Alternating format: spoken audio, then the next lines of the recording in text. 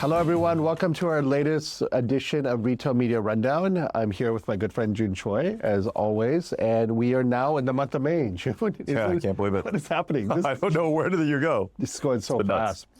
But thank you for joining today. Obviously, we want to talk about some of the main headlines that we see in the market.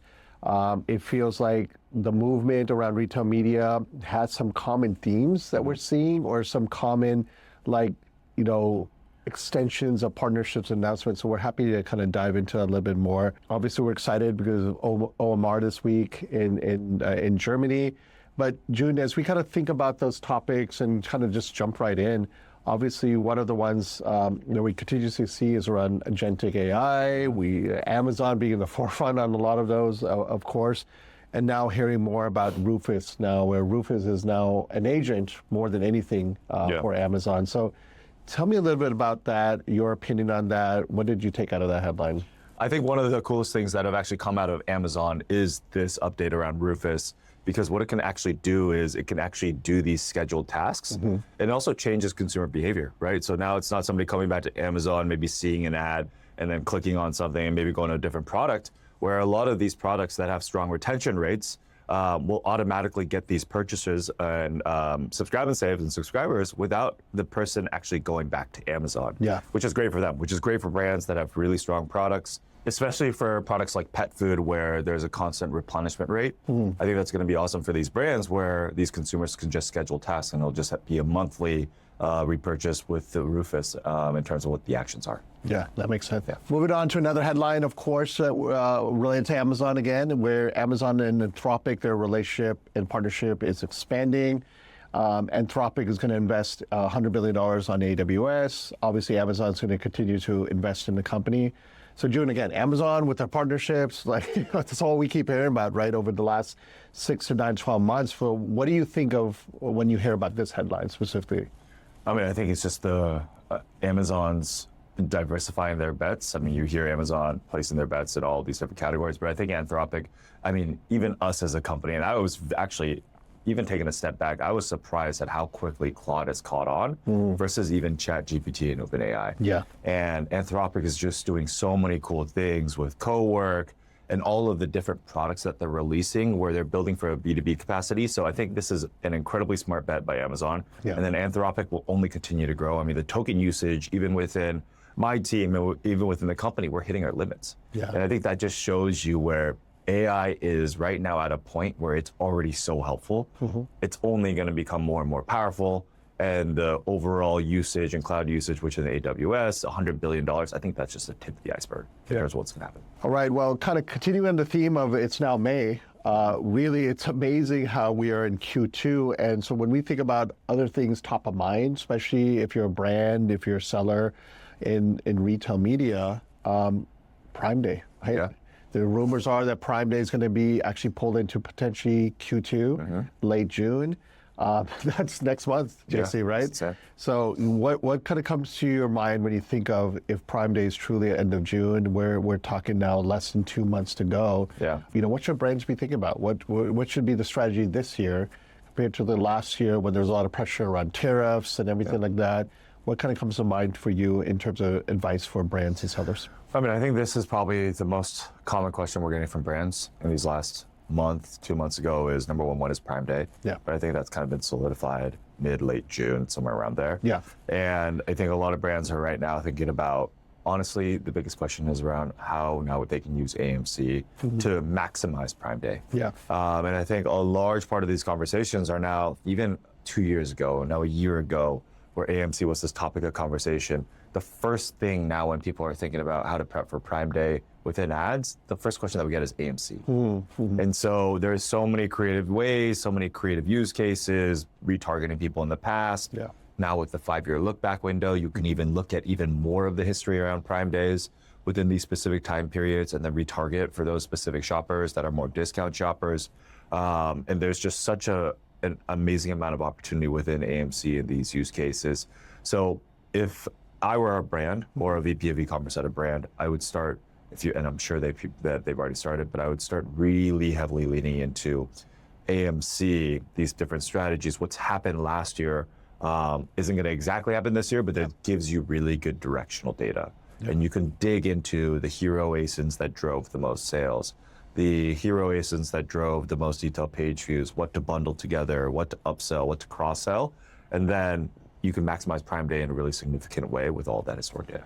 I think it's a great point, and I can't believe it's Prime Day already, right? I remember last year there, and we were just this continuous push of leveraging AMC.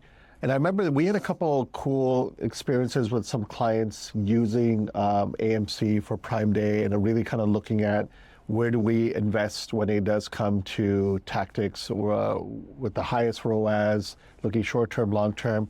Can you maybe share a case study of someone that last year leveraged AMC for Prime Day and what that looked like? I mean, I think one of the big ones was around our cross-product association model. Yeah.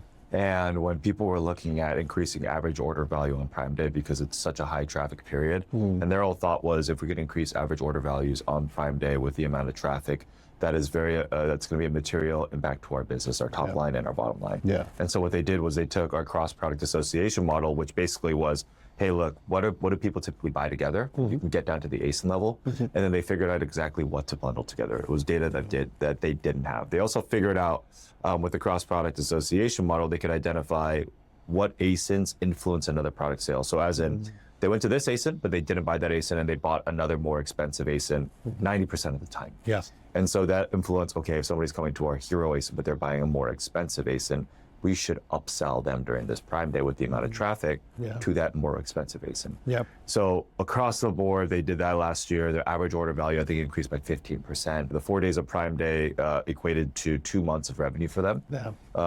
And it was just a massive impact to their business because they were able to maximize it. Yeah. So again, I think with Prime Day just around the corner, really should be looking at your AMC strategy, for lack of a better word. I think it has to be called an AMC strategy at this point. It's leveraging AMC, but you got to have actual strategies and execute. This is no longer a buzzword. Really put this into implementation. And so that totally makes sense. When you think of where we are in May and other trends, obviously we've been hitting the road quite a bit. We've been attending a lot of events in Europe and US, talking to a lot of brands and agencies. What are some of the kind of maybe 1 or 2 themes you're hearing from brands outside of AMC? Is there anything else that has stuck out to you and as you've talked to clients and brands when it comes to what are things top of mind for them? I think an interesting one that's coming up actually is around ASI. Again, going more into the advanced, quote unquote, advanced use cases. People are looking more into ASI and FSI in terms of more of the not just ad attributed data, but the more organic data and how to maximize that. So that's been an interesting trend of more and more questions to us from a strategic standpoint of how to best leverage ASI and FSI. Yeah. And then one of the other ones is obviously, this isn't a new theme by any means, but new to brand metrics. So AMC has released a lot of ways where now you can retarget based on new to brand, you can create lookalikes based upon new to brand, and then be able to leverage that as a custom audience across your sponsored ads and DSP campaigns. And it makes it much simpler to target new to brand, and then especially with that 5-year look back window, it's a very, very compelling way to actually think about incrementality without it being 100%, oh, this is incremental, but it gives you the best directional sense. Yeah. So I think those are some of the common themes that are coming up, the questions that people are asking, and where people are getting really excited, especially as you think about those 2 things for Prime Day. Yeah. Right. So I think those are the core themes there. Well, that kind of wraps it up for us here in our Retail Media Rundown. Obviously, we are excited because we are now just weeks away from being in Chicago for our Signal to Scale event. It's an event being hosted in Chicago on May 19th.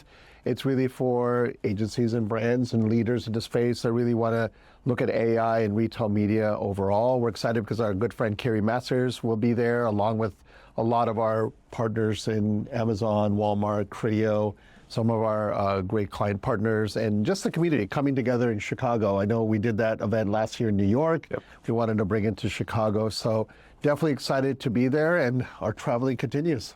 Chicago in May, I mean, can't be bad. Can't be too bad. Very good right? things, Yeah. So definitely excited about that. And then there's a link to register for our Signal to Scale event in the description. So excited for you to click on that to register. We will be speaking from OMR with updates. Definitely excited about heading back to Germany and attending that event and connecting with the community there. And then we're excited to meet with you guys next time. So everyone, thank you so much for your time. Continue to send any questions or topics you want us to address, and we look forward to seeing you next time.